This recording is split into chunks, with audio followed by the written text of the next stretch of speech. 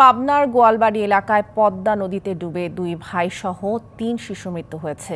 মৌলভীবাজারের খলিলপুরে খালে ডুবে মারা গেছে আরও 1 শিশু। এছাড়া চাঁপাইনবাবগঞ্জ ও মৌলভীবাজারে পানিতে ডুবে নিখোঁজ 2 শিশুর মরদেহ উদ্ধার হয়েছে আজ। দুপুরে পাবনার সদর উপজেলার গোয়ালবাড়ি এলাকায় কয়েকজন বন্ধু মিলে পদ্মা নদীতে গোসল করতে নামে। এক পর্যায়ে 4 জন তলিয়ে যায়। একজনকে জীবিত উদ্ধার করা হয়। আর অচেতন অবস্থায় পাওয়া যায় সাব্বির হোসেন, তার ছোট ভাই সিয়াম হোসেন এবং নূর হোসেনকে।